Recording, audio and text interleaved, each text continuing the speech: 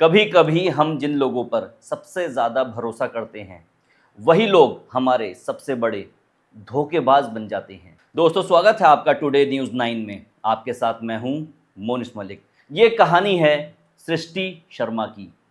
23 साल की एक समझदार, आत्मनिर्भर और सपनों से भरी हुई लड़की। ओडिशा के रायगढ़ ज़िले के जेकेपुर की रहने वाली सृष्टि ने कृषि इंजीनियरिंग में बीटेक किया था। वो चाहती थी कि अपने दम पर कुछ बने। इसीलिए 6 महीने की इंटर्नशिप के लिए उत्तराखंड के उधम सिंह नगर के लालपुर पहुंचती है। लालपुर में उसने किराए पर एक कमरा लिया। मकान मालिक थे कामेश्वर सिंह, जो खुद बिहार मूल के थे, जिनकी पत्नी थी सरोज और उनके 2 बेटे थे अमित और सुमित। वो सब उसी घर में रहते थे। कामेश्वर सिंह के परिवार ने सृष्टि को बेटी की तरह अपनाया। वो उनके साथ खाना खाती, बात करती और पड़ोस के सब लोग भाइयों के घर में रहने वाली एक बहन के रूप में जानते थे। बात करते हैं रक्षाबंधन के दिन की। सृष्टि ने अमित और सुमित के दोनों के हाथ में राखी बांधी थी। उसने मुस्कुराते हुए कहा था, अब आप दोनों मेरे भाई हुए, अब से हमेशा मेरी रक्षा करना। पर किसे पता था वही राखी अगले कुछ महीनों में राख बन जाएगी। 3 नवंबर 2025 का दिन एक सामान्य दिन था। सृष्टि की इंटर्नशिप खत्म होने वाली थी। उसने अगले दिन के लिए दिल्ली से इंदौर की ट्रेन बुक कर ली थी। घर जाने की तैयारियां हो रही थीं और सारा सामान पैक कर लिया गया था। माँ से फ़ोन पर बात हुई थी कि बस मम्मी, एक दिन और फिर मैं वापस आ रही हूँ। माँ काफ़ी खुश थीं। भविष्य की योजनाएं बनाई जा रही थीं, पर अगले 24 घंटों में उसकी ज़िंदगी बदलने वाली थी, हमेशा हमेशा के लिए। 4 नवंबर मंगलवार का दिन, वो दिन जो लौट कर नहीं आया। उस दिन सुबह सृष्टि रोज़ाना की तरह फैक्ट्री गई। दोपहर करीब 2:30 बजे वो अपने कमरे पर वापस लौटती है। माँ सरोज की तबीयत खराब थी। पिता और छोटा बेटा सुमित रुद्रपुर के अस्पताल में थे। घर पर सिर्फ अमित था। अमित ने सृष्टि को आवाज़ लगाई कि सृष्टि दीदी, नीचे आओ ज़रा, रोटी बनाने में मेरी मदद कर दो।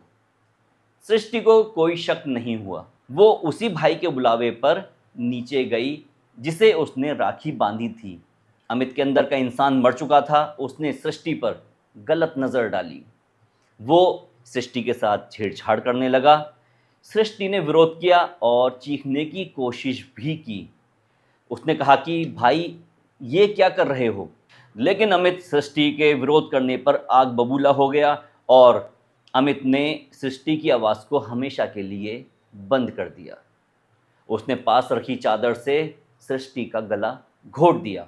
सृष्टि वहीं ज़मीन पर अपनी अंतिम सांसें लेती हुई इस दुनिया को अलविदा कह गई और उसी रात अमित ने शव को कमरे में कहीं छिपा दिया। रात होते ही उसने अपने भाई सुमित को बुलाया। दोनों ने मिलकर सृष्टि का शव चादर में लपेटा। उसमें 10-12 ईंटें रखीं ताकि जब उसे पानी में फेंका जाए तो शव वज़न की वजह से नीचे डूब जाए। और उसके बाद बाइक पर शव को लालपुर मज़ार के पीछे बडौर नदी के नाले तक ले गए और वहां जाकर उन्होंने शव को फेंक दिया। सीसीटीवी कैमरे में दोनों की छवि कैद हो गई और किस्मत ने अपराध का गवाह बना दिया। वहीं 5 नवंबर को उड़ीसा में सृष्टि की मां ने जब फ़ोन मिलाया तो सृष्टि का फ़ोन रिसीव नहीं हुआ। बार बार फ़ोन करने की जब कोशिश की गई, उसके बावजूद भी कोई जवाब नहीं मिलता है। फिर उन्होंने सृष्टि के ममेरे भाई अमृत कुमार, जो कि नोएडा में रहते थे, उन्हें फ़ोन किया। वो नोएडा से लालपुर पहुंचते हैं, कंपनी से बात करते हैं और सीसीटीवी देखते हैं और तभी सच की परत खुलने लग जाती है। मामला अब पुलिस तक पहुंच चुका था। पुलिस ने एक एक करके सारी कड़ियाँ जोड़नी शुरू कर दी और किच्छा कोतवाली पुलिस ने सीसीटीवी फुटेज से अमित को हिरासत में ले लिया। जब अमित से पूछताछ की गई तो अमित टूट गया। उसने सच कबूल कर लिया और उसने मान लिया कि मैंने ही गलती की थी। वो मुझसे मान नहीं रही थी, जिसके कारण मैंने उसका गला दबाकर उसकी हत्या कर दी। नदी से सृष्टि का शव बरामद हुआ और उसी चादर में उसका शव बरामद हुआ जिसमें उसकी जान ख़त्म की गई थी। वहीं पोस्टमार्टम की रिपोर्ट ने भी पुष्टि कर दी कि सृष्टि की हत्या गला घोंटकर ही की गई थी। मात्र 8 घंटों में किच्छा पुलिस और उधम सिंह नगर पुलिस इस मामले का खुलासा कर देती है। अमित को गिरफ्तार कर लिया गया है और उसका भाई सुमित फरार है। माँ बाप उड़ीसा से लालपुर पहुंचते हैं। दूर से आई बेटी अब सिर्फ एक संख्या बन चुकी थी। मृतक 23 वर्षीय महिला। घर के दरवाजे पर राखी की सूखी डोर अभी भी टंगी थी, जिसे सृष्टि ने भाई समझकर बांधा था। अब वो डोर पुलिस की फाइलों में एक एविडेंस है।